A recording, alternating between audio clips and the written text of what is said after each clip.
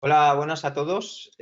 Bueno, vamos a dar comienzo la sesión webinar de esta tarde. Es un poquito diferente y atípica arreglo a lo que normalmente viene siendo, puesto que por regla general lo solemos o lo solemos transmitir en la franja horaria de las 3 a 4. Pero esta vez es una ocasión especial. Es un webinar organizado por el grupo, en el cual está destinado para Latinoamérica, o como bien ha dicho Juan Carlos, que es el Business Development del UNO para Latinoamérica, pues Ibero-Latinoamérica, ¿no? Iberoamérica. Con lo cual, bueno, Juan Carlos, que lo tenemos justo al lado de mí. Luego tenemos a Salom, que es, pues bueno, nuestro grande en Israel, que lleva toda la representación de los países en Latinoamérica. Y luego, pues al estrella, a David Piñero, como no podía ser de otra forma. ¿Vale? Con lo cual, Juan Carlos, te dejo a ti para que saludes a los asistentes y yo os dejo ya y me quedo a los mandos. Si necesitáis cualquier cosa, me decís. Perfecto. Y Perfecto, yo muchas también les gracias. quería dar las gracias a todos por acompañarnos, también al doctor Piñero por darnos su tiempo. Les agradezco que estén acá con nosotros todos, el doctor Piñero. Como saben, el doctor Piñero trabaja en España, él es doctor en ciencias de la visión para la Universidad de Alicante, en grado en óptica y optometría. ¿Sí? Tiene mucha experiencia, es profesor, sabe para arriba y para estas tecnologías. Y hoy él nos va a hablar un poco de las aplicaciones clínicas y cómo él aplica los VX 120 y el 130 al segmento anterior y sus aplicaciones clínicas. Y con eso, pues, les paso al doctor Piñeros. Doctor Piñeros, es todo suyo. Vale, para compartir la pantalla. Sí, espérate que estoy viendo a ver cómo compartir. People, vamos a necesitar ya de entrada otra vez. Ahora la tenéis. ¿Ya pudiste? ¿A que Ok, sí? ahora sí Sí. está. ¿Veis mi pantalla? Sí.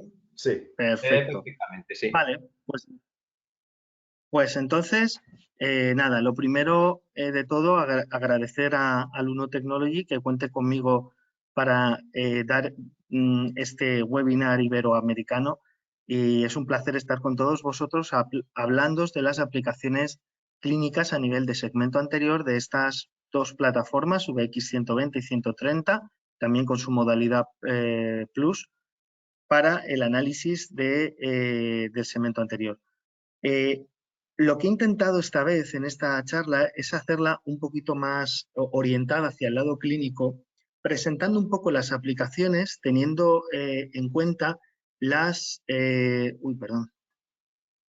teniendo en cuenta casos clínicos que nos permitan ilustrar todo lo que vamos mencionando. Primeramente, a modo de recordatorio, vamos a recordar que muchos de vosotros ya conocéis, la plataforma Visionis es un sistema multidiagnóstico integrado que incluye, por un lado, una barometría Harman-Sack, una topografía corneal basada en discos de plácido, además una cámara Scheimpflug que nos va a permitir obtener una paquimetría en el meridiano horizontal en la versión VX 120. Vais a ver que esa cámara Scheimpflug en la versión VX 130 hace un barrido y permite obtener mapas paquimétricos y así como un análisis de la cara posterior de la córnea. Y además incorpora un tonómetro de aire que nos permite monitorizar la presión intraocular. La topografía, esos discos de plácido, en total son 24, que permite medir 100.000 puntos en un área de hasta 10 milímetros, proporcionando, además de los mapas topográficos convencionales, los datos de queratometría e índices de detección del queratocono, como luego veremos cómo utilizarlos en la práctica clínica. A su vez, nos da los índices de forma, esfericidad, excentricidad, incluso meridionales, para proporcionar un análisis más detallado del ojo. Por otra parte, como he dicho, podemos utilizar todo tipo de mapas y podemos analizar desde el mapa axial instantáneo, elevación o incluso el de refracción total, considerando la ley de Snell y, por lo tanto, proporcionarnos datos reales de cómo es el poder de refracción de la córnea. Una cosa que llama la atención de este sistema y que es bastante bueno para la hora de tomar consecuencias, tomar decisiones clínicas, es que las medidas de todo lo que es topografía y aberrometría corneal se realizan en el mismo eje de referencia que las aberrometrías totales. Por lo tanto, podremos hacer sustracciones, ya que tiene un Harman-Sachs, como hemos dicho, y yo lo que puedo hacer es sustraer a la aberrometría total la aberrometría corneal para obtener la aberrometría interna, que en este caso correspondería a la de la cara posterior de la córnea y el cristalino combinado. ¿Vale? Por lo tanto, eso es interesante para conocer, por ejemplo, las aberraciones internas pues, para el análisis de implantes intraoculares, para problemas de calidad óptica del cristalino, etc. La aberrometría ocular en este tipo de dispositivo mide 1500 puntos en un área que puede llegar hasta los 7 milímetros de diámetro de pupila en 0,2 segundos, obteniendo una medición bastante precisa de la refracción esferocilíndrica. A su vez, además de las aberraciones, ¿vale? Normalmente nos proporciona la posibilidad de la dualidad de verlo para en condiciones diurnas y nocturnas, y así podamos comparar en un mismo gráfico la diferencia que se produce con el aumento de pupila, ¿vale? Como podéis ver, y ese mismo análisis lo podemos hacer para aberraciones corneales o internas, o incluso obtener, como veis ahí, para un mismo diámetro pupilar, un diagrama combinado en el que comparar los tres tipos de aberraciones y poder ver qué es lo que está contribuyendo más a la aberración total del ojo en cada caso. Luego también nos proporciona, ya que tenemos datos de aberrometría, pues simulaciones de calidad de imagen retiniana, lo que sería la PSF e incluso una estimación de la MTF y por lo tanto del análisis o de la capacidad de transmitir contraste que va a tener ese ojo, ¿vale? Desde un punto de vista óptico. Es un análisis de calidad de imagen. La cámara SINFLU, como os he dicho, principalmente en el VX120 nos va a permitir obtener datos de paquimetría con una resolución de más o menos 1 micras en ese rango tan amplio, así como medidas del ángulo irido-corneal. Como podéis ver, nos proporciona esos diagramas de sección que nos permite medir distintos parámetros anatómicos del segmento anterior, ¿vale? Incluso estos mapas o estas imágenes de SINFLU se combinan con imágenes de retroiluminación que nos permiten analizar un poco el nivel de transparencia de los medios oculares y si existe alguna opacidad al respecto, como luego veremos, ¿vale? Incluso nos permite utilizar la escala LOX-FREE para hacer comparaciones y valorar qué tipo de opacidad tenemos en el ojo.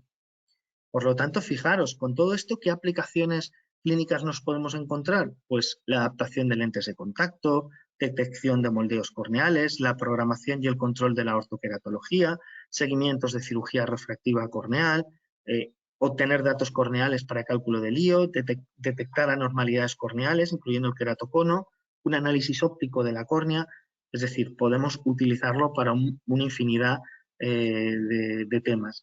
Además, se me ha olvidado comentar anteriormente que el aparato también incluye un módulo de pupilometría, pupilometría que nos va a permitir determinar el tamaño pupilar en distintas condiciones de iluminación, en concreto en 4, algo que puede ser muy interesante para valorar cómo es la dinámica pupilar y ver si el tratamiento ortoqueratológico que queramos diseñar o la cirugía refractiva que se quiera aplicar o cualquier tipo de tratamiento tiene la zona óptica adecuada para esa dinámica ocular. Y luego en el análisis de segmento anterior, pues fijaros, podemos monitorizar la PIO, valorar el ángulo irido-corneal, la transparencia de medios, anormalidades en el segmento anterior, cálculo de ságitas para adaptación de lentes de contacto, etc. Por lo tanto, las aplicaciones son enormes en la práctica clínica y además, esto simplemente no me voy a meter para no complicarlo y que esto se convierta en algo más clínico. Como podéis ver, hay diversos artículos científicos que han validado la precisión y la intercambiabilidad de esta tecnología incluso con otras tecnologías, ¿vale? Como he comentado, el VX130 tiene la peculiaridad de que la cámara SINFLU va a realizar un barrido y por lo tanto no solo vamos a obtener medidas de un meridiano, sino vamos a obtener medidas de varios meridianos que nos van a permitir obtener mapas de elevación axial, tangencial y de refracción también para la cara posterior, así como mapas totales, ¿vale? Por lo tanto, eso es muy importante. a su vez nos permite obtener un mapa de la distribución paquimétrica y cómo existen o no asimetrías en ese espesor corneal. ¿Vale? Por lo tanto, esos son los temas o los cálculos adicionales que nos va a proporcionar el VX130. Esos mapas topográficos de cara posterior, el cálculo de potencia y astigmatismo total de la córnea, que puede ser especialmente relevante para el cálculo de lentes tóricas, para cálculos de lentes intraoculares, etcétera, y mapas paquimétricos que nos van a permitir monitorizar pues, edemas corneales o patologías que cursan con adelgazamiento localizado. Si os fijáis, como comento aquí, además de todas estas aplicaciones, este sistema también incluye un módulo de Dry Eye, que es un módulo de ojo seco, que sería, vamos a decir, la versión 120 más o 130 más o plus, que realmente no se trata de un sistema diagnóstico de ojo seco, sino de un sistema de screening que también hemos tenido la oportunidad de validar y que sale publicado el artículo de validación de este dispositivo este mes de noviembre en la revista International Ophthalmology. Aunque fue publicado online este verano, este mes es cuando sale publicado en el issue correspondiente. Fijaros que nos va a permitir obtener mapas del tiempo de ruptura lagrimal, del tail break-up time, de lo que llamaremos el NIBUT, ¿vale? Nos permite analizar las áreas de rupturas específicas simplemente mediante un sistema de análisis digital de la imagen. Y como podéis ver, nos permite obtener imágenes del segmento anterior con la posibilidad de hacer gradaciones de las alteraciones que pueden aparecer en superficie ocular basándose en la escala de Efron, que va desde enrojecimiento conjuntival, limbar, blefaritis y disfunción de glándulas de meiomio. Y por otra parte, con la tonometría podemos no solo medir la tensión ocular y sacar promedios, sino también corregirla mediante distintas fórmulas. En este caso está corregida por la fórmula de Ehlers-1, ¿vale? Para aplicar el factor correctivo de espesor a la tensión intraocular. Además de proporcionarnos medidas como veis ahí, el ángulo capa, el volumen de cámara anterior, etc.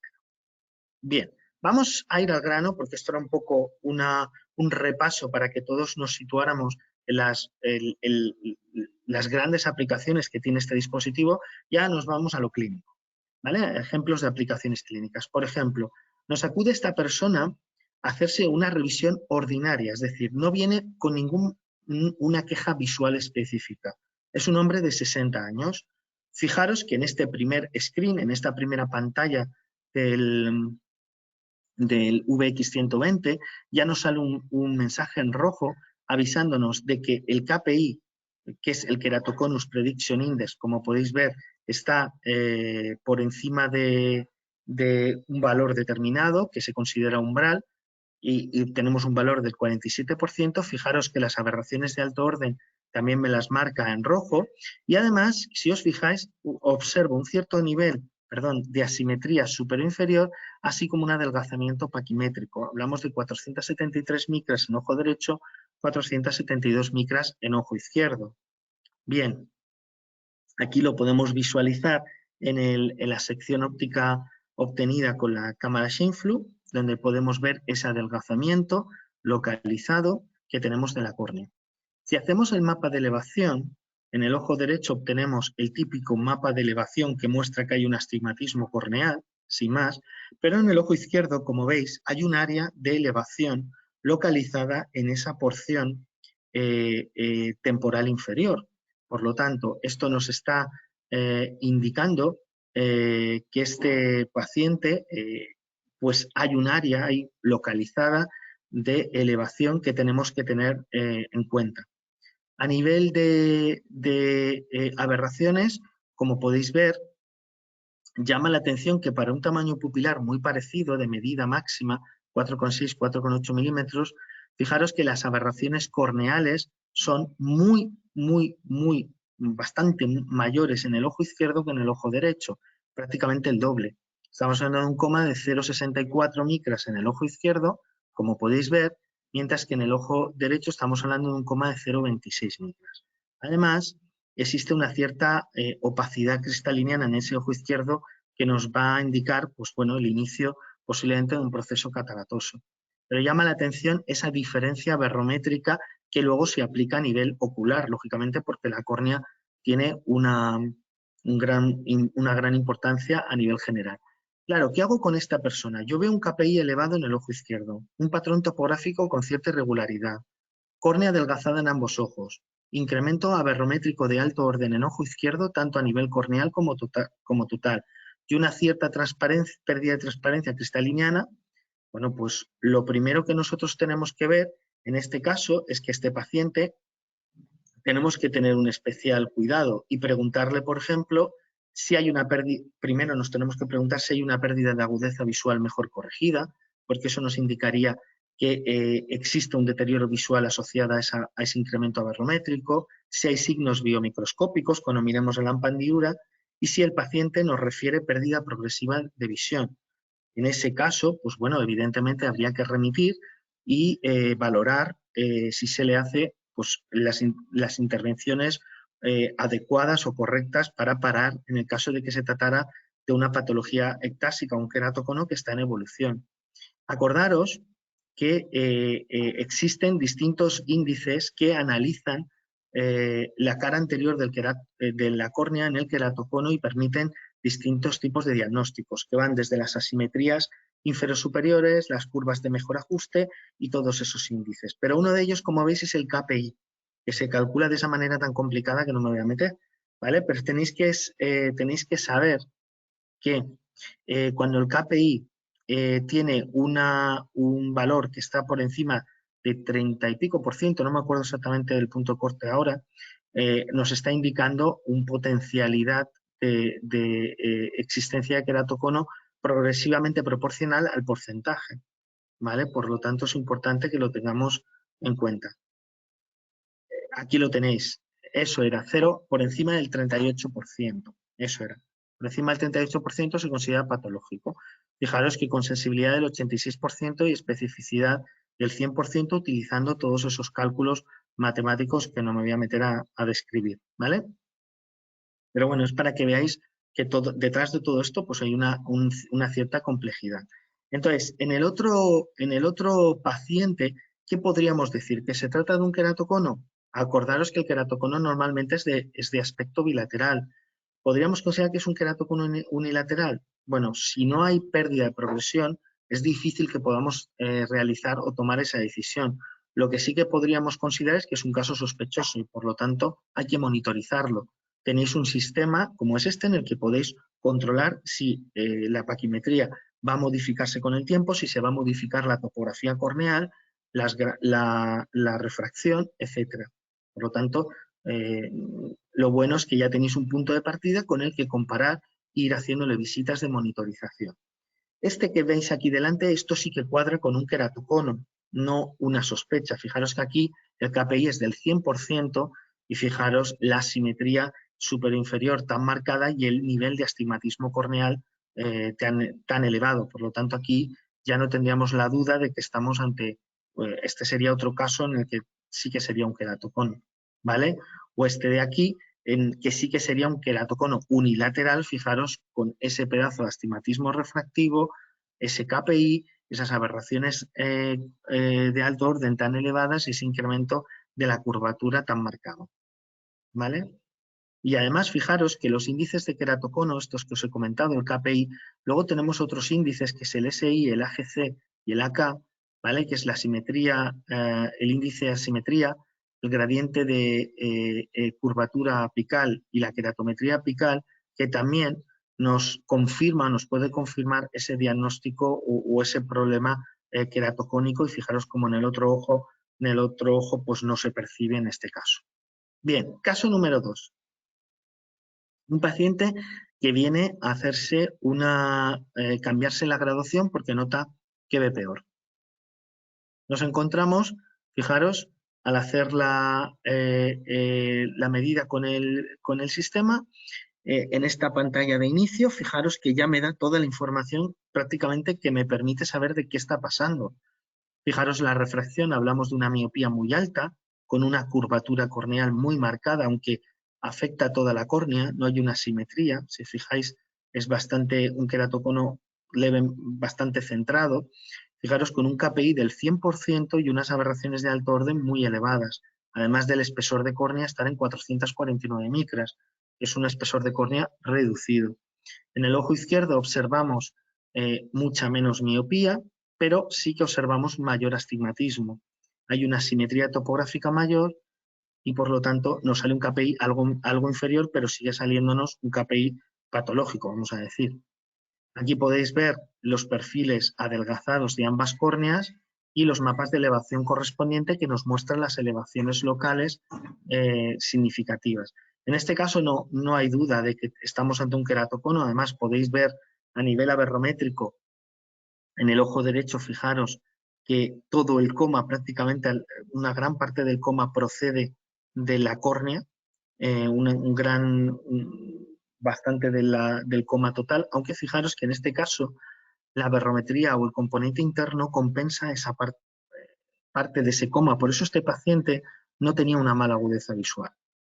Y en el ojo izquierdo algo parecido, ¿vale? Podemos ver, pero en este caso la aberrometría interna no compensa prácticamente el coma y fijaros que todo el coma corneal prácticamente es prácticamente equivalente al coma total, ¿vale? Por lo tanto, nos permite también saber, intuir por qué o explicar por qué en este caso el paciente con el ojo derecho, a pesar de parecer un queratocono más desarrollado, la visión es mejor que en el otro ojo. ¿Vale? Y aquí tienes las simulaciones de calidad de visión, ¿vale? Como os he comentado, también podemos simular la imagen en retina y luego lo que se denomina la MTF, que es un concepto óptico que nos va a describir la capacidad que tiene nuestro sistema ocular de transmitir contrastes. Cuanto más esa curva esté más acercada a este vértice, el vértice al 0,0, vamos a decir, peor es la calidad óptica de ese ojo, ¿vale? Por lo tanto, en este caso, comparando ojo derecho y ojo izquierdo, podéis ver que la gráfica del ojo izquierdo está mucho más próxima al 0,0 que la gráfica del ojo derecho. Es decir, concuerda con lo que os he estado comentando. En el caso del ojo derecho, a pesar de tener un queratocono que en curvatura parece que está mucho más avanzado, parece que la óptica interna tiene mayor capacidad de poder compensar esa aberrometría corneal y, por lo tanto, generar esa visión un poquito mejor.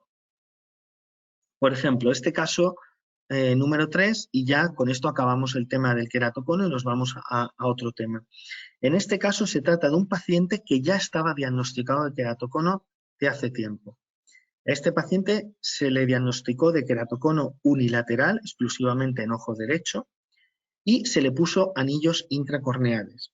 Entonces, como es lógico, como se trata de un ojo con queratocono, en el ojo derecho nos sale refracción alterada, KPI alterado y aberraciones de alto orden elevadas. Pero fijaros que aquí lo que nos interesa no es ese ojo, que ese ojo lo tenemos claro que es un queratocono y podemos ver si aún con los anillos progresa o no, podemos monitorizar. Me interesa sobre todo el ojo izquierdo, que por ahora el KPI es del 17%. No existe diagnóstico de queratocono, pero tenemos que controlar porque ante la mínima sospecha de que puede existirlo hay que remitir para que se le realice la cirugía correspondiente que permite paralizar la progresión de ese queratocono. Pues fíjate que el índice de aberrometría de alto orden ya empieza a ser elevado, a pesar que no haya adelgazamiento corneal. Estamos una paquimetría de 544 micras. Aquí tenéis el caso del ojo derecho, el ojo operado de los anillos. Fijaros que también en la imagen de cámara SINFLU podemos valorar, además del adelgazamiento de la córnea, podemos valorar la posición de esos segmentos, ¿vale? Si están bien posicionados, si están en la porción posterior próxima al endotelio, como tienen que estar, a un 80% de espesor, o si están muy anteriores, en cuyo caso existe riesgo de que se puedan extruir o se puedan producir problemas. Por lo tanto, nos permite controlar bastante bien. Vale, vamos a ver otro caso completamente diferente. Yo espero que el caso de lo que es la patología ectásica de la córnea, el queratocono, os haya quedado claro. Lo que nos va a permitir básicamente es esa primera pantalla de inicio. Ya os está diciendo mucha información, porque os está diciendo refracción, os está dando el mapa topográfico tangencial y os está dando KPI, índices de aberrometría y curvaturas. Además, abajo os aparece el espesor de córnea. Lo tenéis todo en en una misma pantalla para que podáis realizar una primera análisis, observación y por lo tanto tengáis la medida correspondiente. Vamos a ir al caso número 4 y en este caso fijaros algo que os puede pasar en cualquier centro en el que estéis trabajando es que os acude una persona, en este caso de 42 años, quejándose de pérdida de visión en ojo derecho. Si os fijáis, nosotros hacemos el Visionix, esta prueba, el VX, y fijaros que nos llama la atención algo que pasa una vez tomada la medida que nos sale la pantalla de inicio. Y es que el ojo izquierdo prácticamente está a 0 con un astigmatismo pequeño, 20 grados, pero el ojo derecho no nos da ningún valor de refracción. Raro. Eso nos indica que ahí en ese ojo está pasando algo extraño. Fijaros que a nivel, perdón, me he avanzado, a nivel queratométrico o topográfico no se aprecia ninguna anormalidad. Si os fijáis, la paquimetría 518-526 micras es más o menos normal y en los dos ojos se puede medir perfectamente la presión intraocular. Vale, pues siempre que os pase eso, pasar a las variables ópticas, porque lo más seguro que haya sucedido es que haya una pérdida de transparencia de los medios y por lo tanto no permita medir datos ópticos. Fijaros que en este caso sí que nos ha proporcionado la medida aberrométrica del ojo izquierdo, pero no nos ha proporcionado la medida aberrométrica del ojo derecho, ¿vale? El ojo izquierdo es normal, como hemos visto, porque a nivel de graduación normal, pero el derecho no nos la proporciona. ¿Qué pasa cuando hacemos una imagen de retroiluminación? Pues fijaros, tampoco nos da los datos de aberrometría ocular, pero sí que nos da los datos de aberrometría corneal. Por lo tanto, la pérdida de opacidad no está en la córnea, sino está más atrás. Y en este caso lo podéis visualizar aquí, como existe una pérdida de transparencia en el cristalino.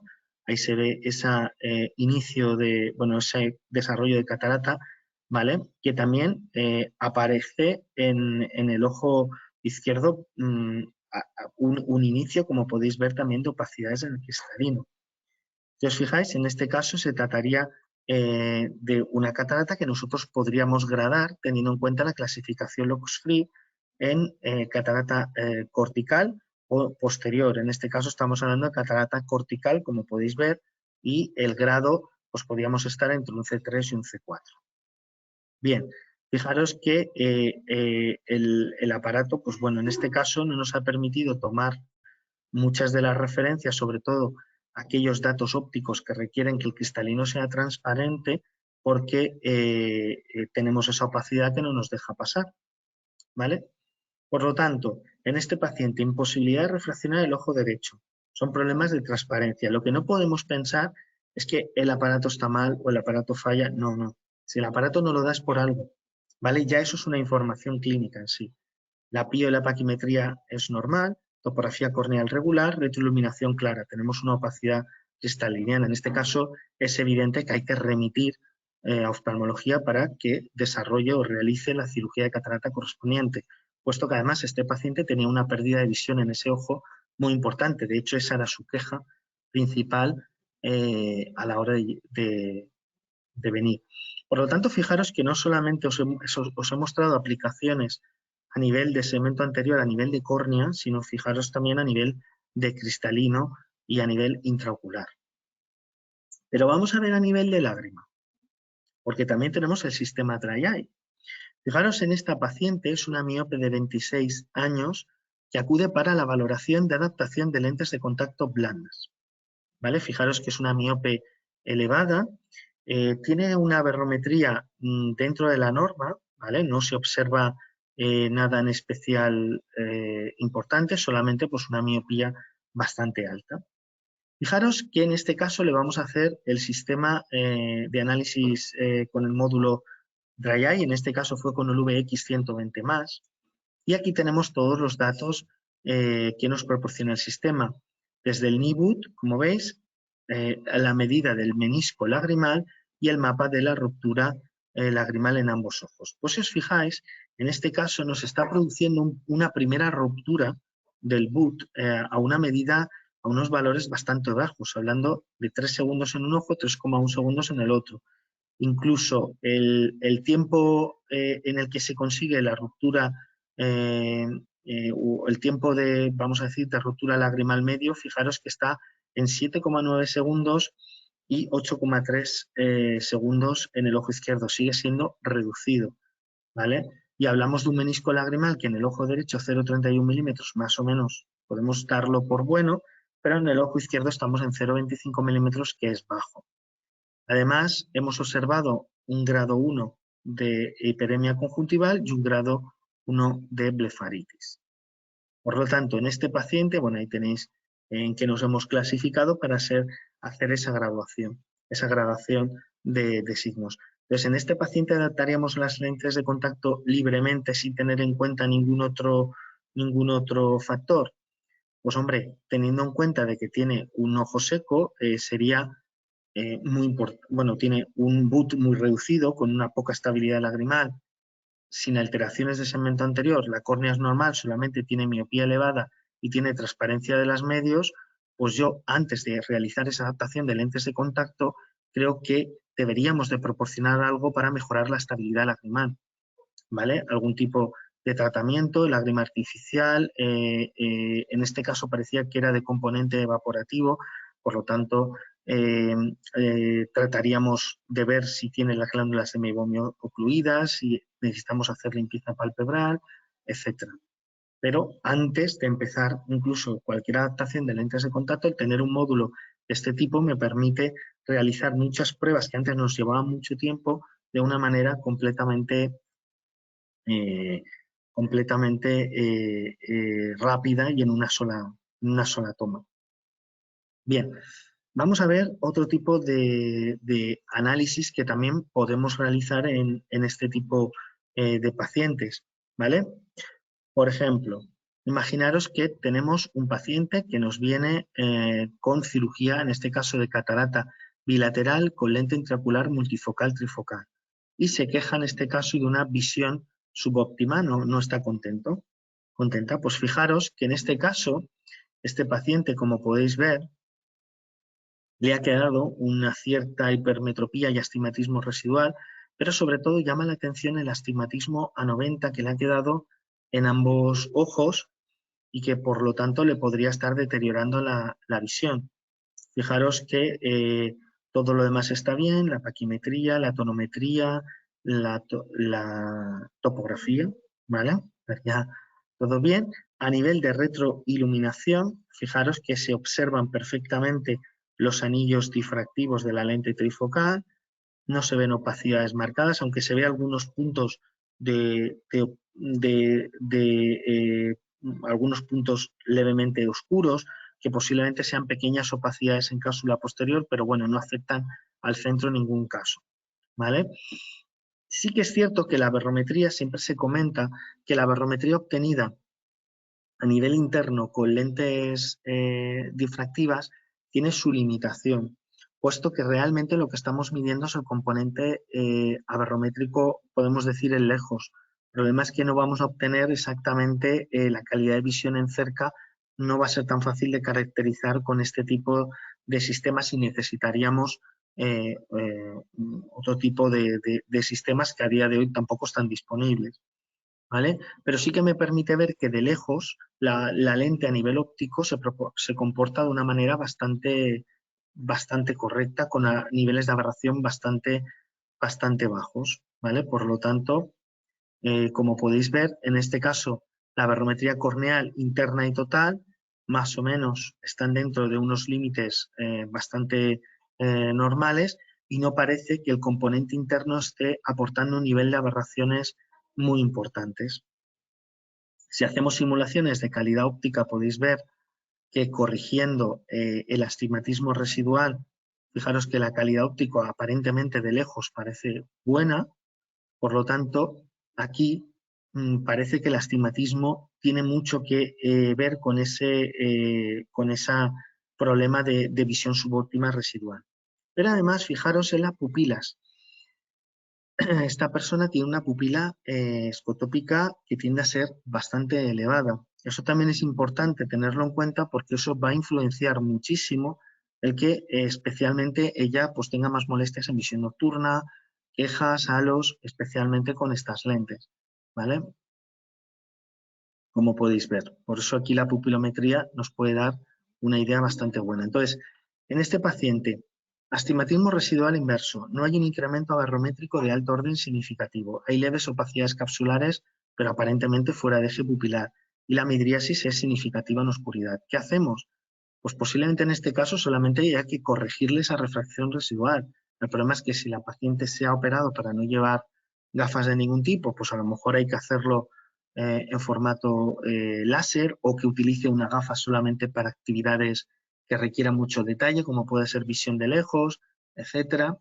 Y bueno, pues nos ha permitido, como veis, tomar decisiones clínicas y tomar, entender lo que nos está sucediendo gracias a que tenemos mucha información que nos proporciona del mismo sistema. Bien. Vamos ahora a otro caso que también os quería enseñar, que es muy interesante. Se trata de un hombre de 48 años con una pérdida de agudeza visual bilateral muy marcada. No mejora la corrección ni con gafa y refiere a agudeza visual muy distorsionada. ¿Vale? Yo en este caso veo que es un paciente hipermétrope con una topografía aparentemente normal, la tensión ocular parece normal, sí que es cierto que la paquimetría, pues bueno, tiende a ser un pelín reducida, pero la córnea aparentemente es normal. Aquí el VX130 nos daría mucha información el tener los datos de cara posterior, ¿vale? Para poder realizar los diagnósticos que sean necesarios. Fijaros que aquí a nivel aberrométrico nos dan aparentemente unas aberraciones muy bajas, con lo cual tú dices, pues no entiendo nada porque este hombre no ve. Pero fijaros que esos datos aberrométricos hay que cogerlos con pinzas, puesto que tenemos dos opacidades muy marcadas a nivel lenticular, a nivel del cristalino y muy próximas al limbo. Fijaros, en los mapas de puntos que se manda para el análisis del frente de onda, fijaros cómo hay áreas en las que se ha perdido por completo esos puntos. Por lo tanto, el análisis que está haciendo es incompleto. Esto lo que nos indica es que esas opacidades, al estar muy cerca o incluso en eje visual, pues están limitando mucho la agudeza visual al paciente. Hay una pérdida de transparencia cristaliniana, medidas aberrométricas y de refracción potencialmente artefactuadas, la córnea regular y sana, y en este caso es un soplador de vidrio y se trata de la típica catarata subcapsular posterior de este tipo de profesiones, ¿vale? Es muy central, como podéis ver, y que genera ese tipo de opacidad.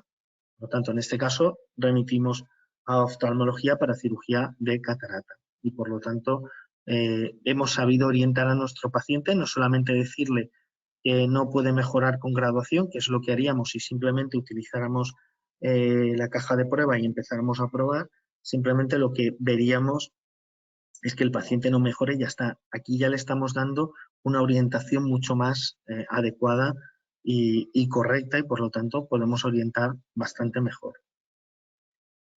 Vale, este paciente, por ejemplo, se trata de un miope, como podéis ver, bastante alto, ¿vale? Con una queratometría aparentemente normal, pero fijaros que en el ojo derecho nos aparece en rojo la palabra HOA, High Order Aberrations. Parece ser que a nivel de aberraciones de alto orden, ese ojo derecho pues parece que tiene un nivel pues bastante marcado. La paquimetría es correcta y la tensión también, ¿vale? No hay ningún problema. En ese tipo, el ángulo iridocorneal, os podéis ver, aquí está 41-40 grados, está en torno a 40 grados, eso es un ángulo abierto, por lo tanto no hay problema. Volumen de cámara anterior es amplio, por encima de 170 milímetros cúbicos, por lo tanto no habría problema. Y como podéis ver aquí, llama la atención ese incremento tan marcado de aberraciones en ese ojo derecho. Fijaros, el HOA ocular es de 0,66, el coma de 0,46 y trifoil de 0,39. Pero es que los niveles corneales también son elevados. En cambio, el otro ojo, dentro de la normalidad, ¿vale? No tenemos diferencia. En este caso, ¿qué está sucediendo? Pues en principio es el típico caso en el que no existe nada que nos esté indicando que ese paciente tiene ninguna alteración, ninguna patología, nada extraño, pero sí que es cierto que ópticamente, y eso pasa en muchos miopes elevados, ese ojo derecho es peor, tiene peor calidad, y eso es importante tenerlo en cuenta a la hora de graduar, a la hora de qué mejoría potencialmente puede conseguir este paciente. Este paciente con una lente de contacto rígida posiblemente va a alcanzar una gran mejoría, debido a que vamos a poder conseguir neutralizar esas aberraciones de alto orden. Bien, ya nos queda muy poquito, pero bueno, vamos a ver algún caso un poquito más complicado para que veamos pues, otras aplicaciones que nos podemos encontrar con este sistema. Fijaros, este hombre de 38 años con un trauma corneal que supuso el enclavamiento de un cristal en la córnea, ¿vale? Atravesó la córnea, atravesó el iris, generando una corectopia, ¿vale? Es decir, una deformación del iris. Eso genera, pues evidentemente, a pesar de que se consiguió salvar el ojo y hacerle una cirugía de catarata, ya que se generó una catarata traumática, pues bueno, aún así la visión no es especialmente buena. Fijaros, si nosotros vemos la refracción, el ojo derecho es normal con topografía normal, hipaquimetría normal y tensión normal. El ojo izquierdo, que se le ha operado de cirugía de catarata traumática y se le ha suturado esa perforación corneal dejando la cicatriz correspondiente, fijaros que en este caso nos sale un KPI del 95% y un nivel de aberraciones de alto orden muy elevado, asociado a un astigmatismo inverso muy elevado y una córnea bastante plana, a pesar de que el espesor es normal. Aparentemente, como tiene ese KPI elevado, nos puede dar la sensación de que estamos ante un queratocono, pero no lo es. Y es importante, fijaros que tiene esa elevación localizada en esa zona inferior, que nos puede hacer pensar que es un queratocono, pero en este caso es lo que se denomina un pseudo-queratocono. En este caso, el paciente no tiene queratocono, lo que tiene es una deformación corneal que le genera esa simetría superinferior como consecuencia de la cicatriz que se generó en córnea.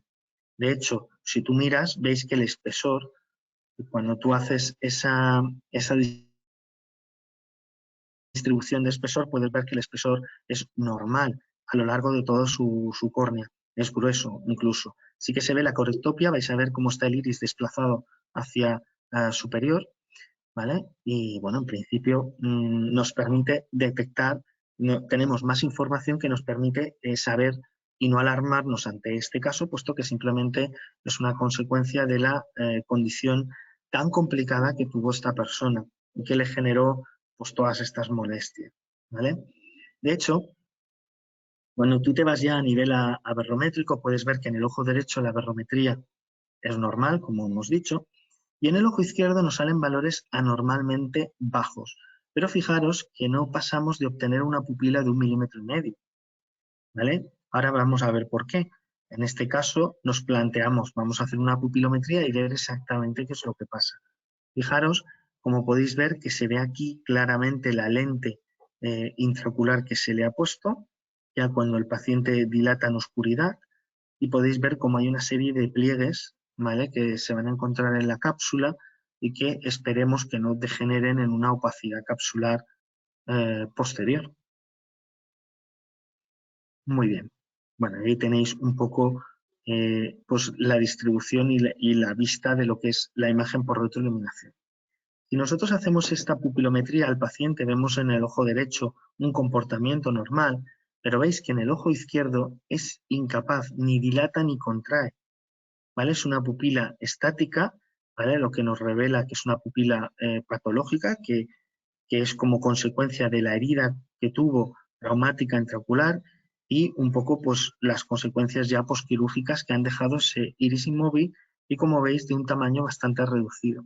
Por lo tanto, las aberraciones que obtenemos hasta el punto realmente no están reflejando lo que el deterioro visual que tiene el paciente, porque en este caso vamos a tener una pupila desplazada que le va a generar pues una dispersión de luz a nivel intraocular diferente y, bueno, además una percepción visual bastante diferente.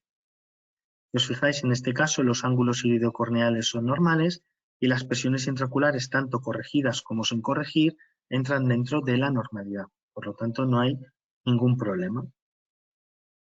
Simplemente, pues en ese caso, se recurrió a la adaptación de una lente de contacto escleral para intentar mejorar la visión de ese ojo, alcanzando una agudeza visual de 0,9, por lo tanto nos quedamos contentos, conseguimos por lo menos regularizar un poquito esa calidad de visión y bueno, la tolerancia es bastante buena, por lo tanto no hay problema. Vamos a ver un caso más. Hablamos de un hombre de 42 años que nota que últimamente ve mal, especialmente cuando mira de cerca, y está operado hace muchos años de cirugía LASIK de una miopía muy elevada.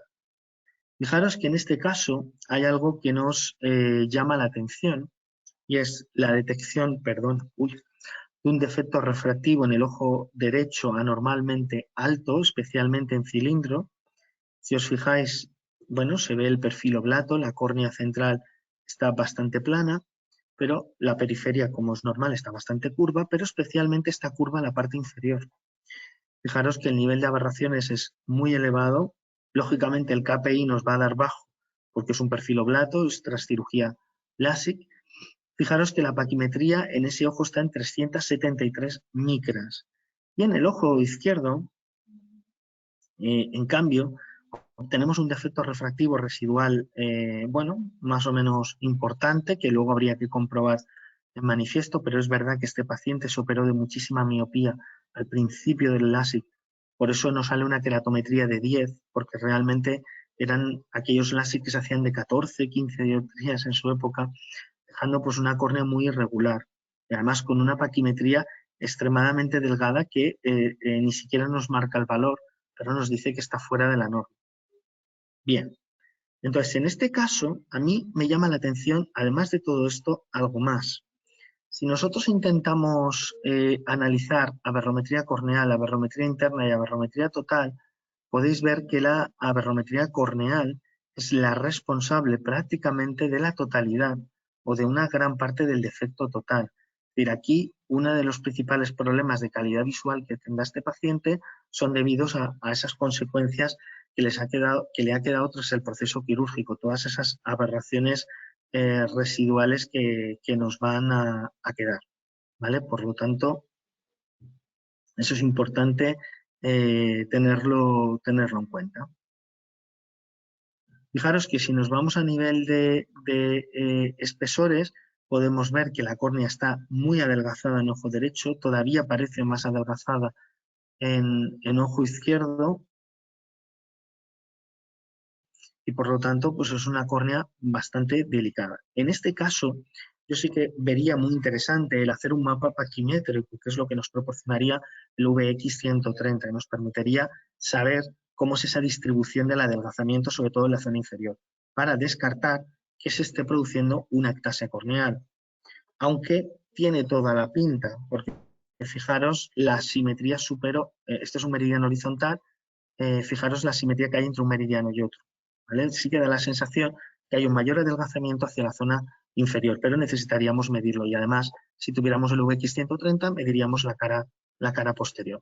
A nivel aberrométrico, como podéis ver, las aberraciones son muy elevadas, es mucho más en ojo derecho que en ojo izquierdo. Hablamos ya de niveles de coma de una micra, ¿vale? Por encima de 0,40 media micra, es potencialmente muy dañino a nivel de calidad de visión, y a su vez el índice global de aberraciones de alto orden.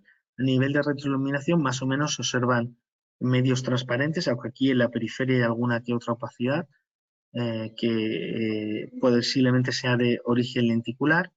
Y aquí fijaros cuál es la calidad de visión o la simulación de cómo vería el paciente si le corregimos todos los datos de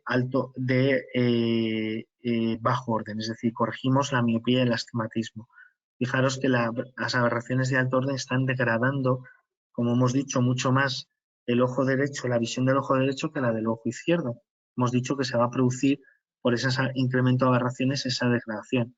Entonces, en este paciente, lo que nosotros tendríamos que hacer, evidentemente, es valorar si existe una progresión de ese adelgazamiento y, evidentemente, mientras tanto hay que darle una solución de calidad visual. En este caso, una gafa no le va a proporcionar la solución y posiblemente pues, vamos a tener que recurrir a una lente de contacto de diseño especial, posiblemente escleral, que nos permita regularizar la superficie y proporcionarle una visión de calidad al paciente.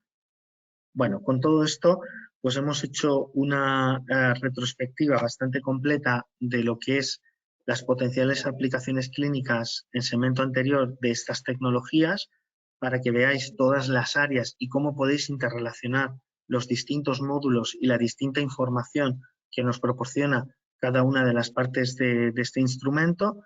Por lo tanto, espero que hayáis visto la gran aplicación del sistema, que lo utilicéis y que podáis comprobar cómo os va a ayudar mucho en la práctica clínica diaria. Además, también os he enseñado que, aparte de todo eso, veis que es una tecnología probada y testada científicamente, con lo cual tenéis la seguridad de que estáis ante una tecnología que es muy válida y, por lo tanto, muy útil. Aprovecho para comentaros, bueno, que ahí tenéis mi dirección de correo electrónico para cualquiera que necesite cualquier tipo de consulta, cualquier ayuda que le pueda realizar. Y bueno, nada más, daros las gracias por haber atendido durante toda la hora que hemos estado mostrando todos estos casos, y ahora viene pues la sección de preguntas. Estoy abiertos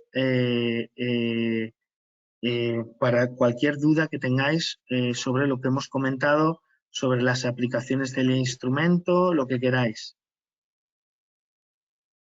Estoy a vuestra disposición.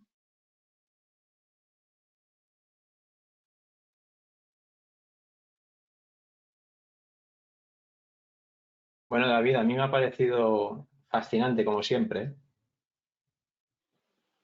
Gracias, muchas gracias. Me tienes mal acostumbrado, el listón es alto, pero nunca baja, ¿eh?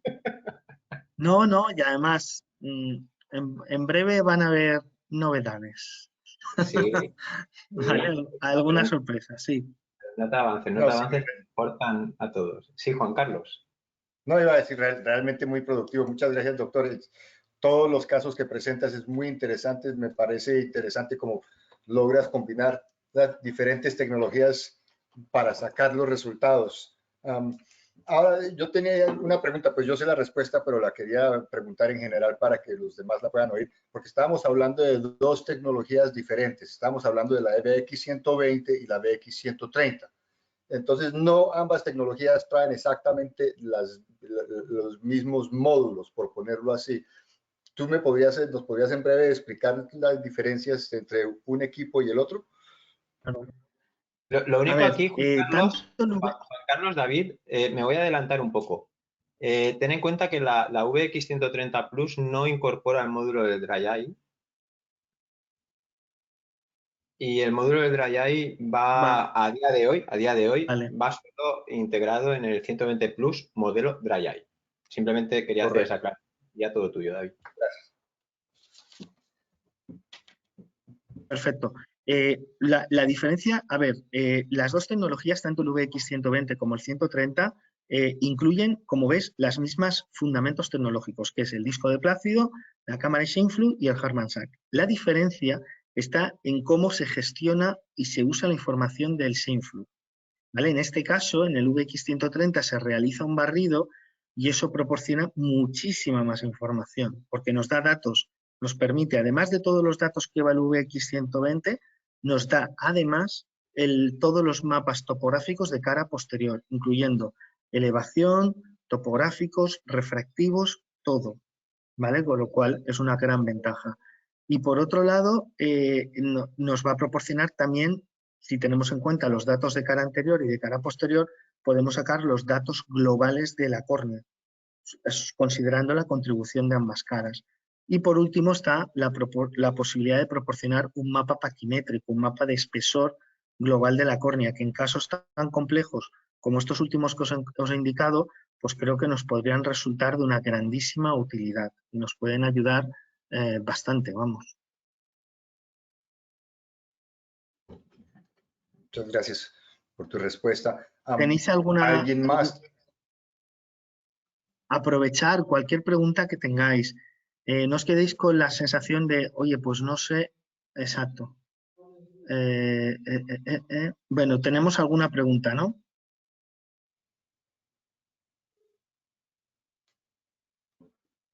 Creo que tu presentación No, fue suficientemente completa, que todos quedamos muy no, satisfechos. bueno, pues me alegro mucho. Esa era la intención. Sí, sí, sí, no, realmente te lo agradezco. A todos les agradezco el tiempo. Sí, sí, no, esta realmente es una tecnología nueva que nosotros creemos que puede ayudar mucho a todos los centros para poder tratar a sus pacientes de una forma más eficiente, más eficaz. Y como sabemos, cada día hay menos médicos y más pacientes y el tiempo cada vez es más crítico para ustedes, los doctores.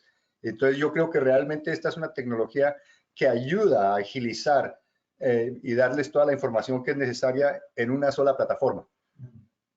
No sé si vieron que hay unos attachments al lado que se pusieron ahí que pueden tomar, que los puso Pascual, que los tiene ahí. No sé si ya los vieron o no.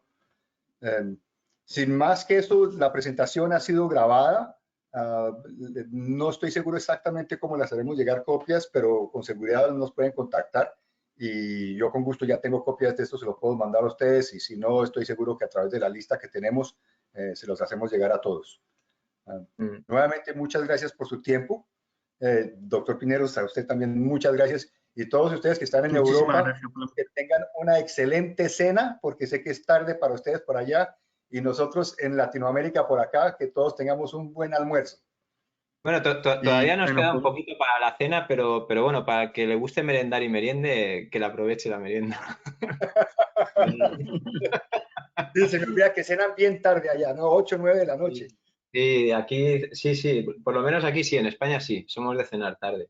De todos modos, bueno, ahora no podemos, ahora sí, no se puede efectivamente. cenar muy tarde. No, si quieres cenar fuera, pues bueno, tenemos el toque de queda, que hay que volver como la Cenicienta, ¿sabes? O Ceniciento, también, igualdad.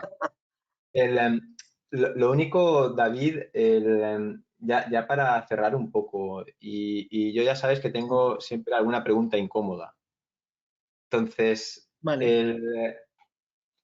en cuanto a las formulaciones, has comentado de las formulaciones de tonometría. En cuanto a las formulaciones de tonometría, por ejemplo, en la presentación, en la slide que nos has sacado, trabajas o has presentado la ESLER como tal. Pero sin embargo, Sí. hay profesionales que prefieren la Ducti 2, Ducti 1. Sé por dónde va la diferencia entre Ducti 1 y Ducti 2. Luego hay otros que trabajan con la Ernon. Depende muchas veces de la experiencia de la consulta, del profesional, del doctor, del óptico. Depende del país. ¿Qué opinas? Sí. A ver, las fórmulas de corrección para la presión intraocular, bueno, hay diversas, Sí, hay sí. gran variedad y cuando intentas buscar estudios que intentan ver pues, cuál es la que mejor se ajusta, cuál es la que peor, la verdad es que los niveles de intercambiabilidad entre las diferentes fórmulas son bastante marcados. Yo no sé hasta qué punto te podría decir que hay una que es específicamente mejor que otra, puesto que ya te digo que hay mucha variabilidad y también hay gente que se acostumbra a trabajar con unas y con otras. Sí que es cierto que la Ehlers y la Dauti, que tú has comentado, son de los ajustes tonométricos más utilizados. ¿Por qué utilizo Ehlers? Pues no lo sé, pero la verdad es que te digo que es siempre la suelo tener programada así en todo, no aquí, sino en todos los aparatos, porque me acostumbrado a trabajar con ella y ya le he cogido el truco, ya más o menos sé dónde me va a sacar diferencias, dónde no. Pero bueno, es cierto que la otra fórmula, la DOTI, también es buena. Pero también te digo que en general, por lo que yo he estado mirando, el sistema tiene varias fórmulas de corrección. Esler 1, Todas Esler las 2. fórmulas de corrección, sí, todas las fórmulas de corrección que hay ahí están todas validadas.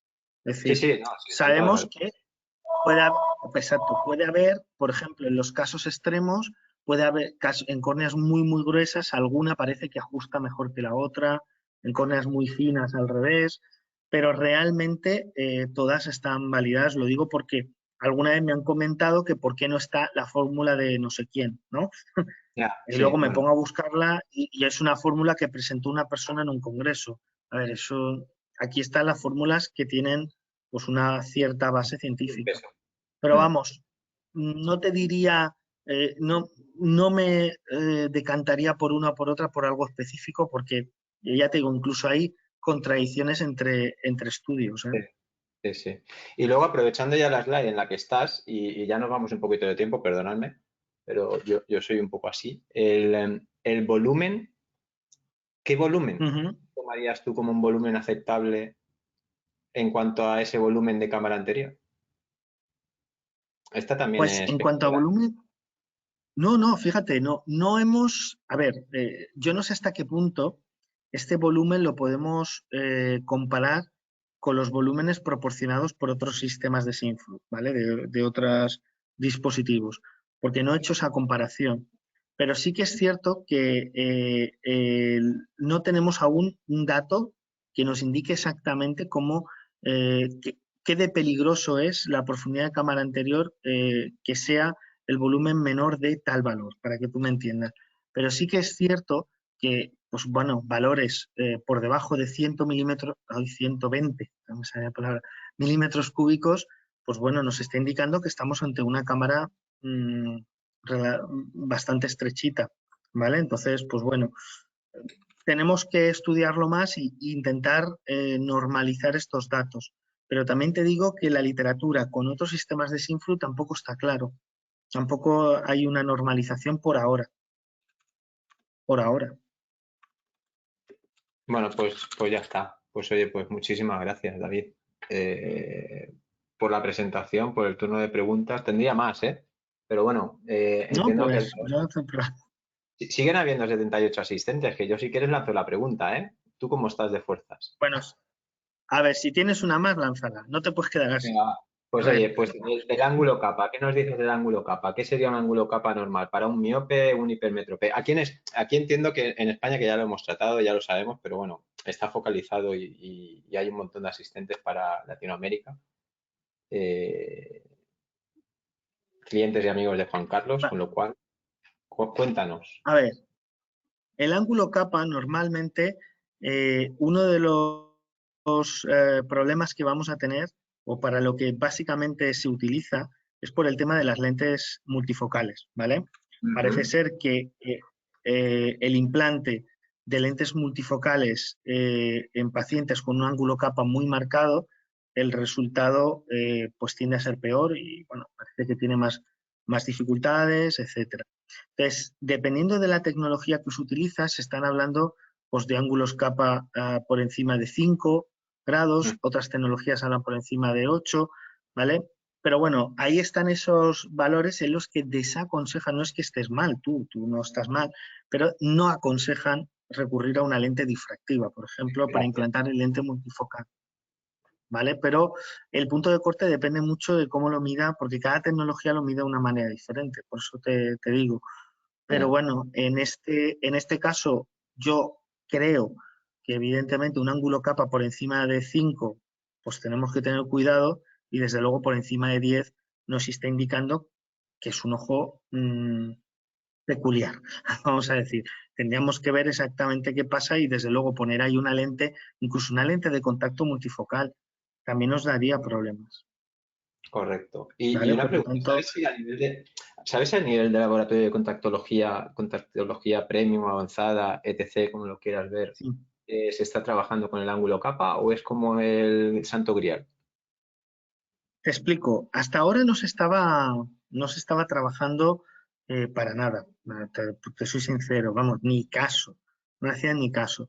Solo es cierto que en algunos webinars, algunas cosas, se hablaba de que a veces en hipermétrope, si hay un cierto descentramiento nasal de la lente, mejor, bla, bla, bla, pero bueno, no se decía nada. Pero sí que es cierto que hay algún diseño, y no puedo dar más información, que, que está haciéndose algún estudio, incluso también con el VX120, en el que se está viendo qué puede pasar si descentramos lo que es la zona óptica multifocal o lo que es la óptica multifocal hacia el ángulo capa. Pero hasta ahí puedo leer. Pero que sí, que es un campo que yo creo, Pascual, que es un campo de futuro y que se tendrá en cuenta. Para el final, para multifocales se va a tener en cuenta, seguro. Más que nada que se den prisa porque yo ya estoy entrando en una edad difícil, ¿sabes? Y mi ángulo capa de 11 grados fuera de la normal que dices, pues ya saben, ¿no? Pues tenemos, pero bueno, lo que sí que deberíamos de hacer es normalizar esos datos, que eso es un poco lo que yo estoy recopilando información, tanto de profundidad de ACV como de ángulo capa y tal, para ver cuál es el límite de normalidad, vamos a decir, en ojos normales con esta tecnología. Porque tengo la sensación que aquí el ángulo alfa, el punto de referencia que usa, es levemente, hace que el ángulo sea levemente mayor que lo que mide en otro sistema. Y eso es importante tenerlo en cuenta.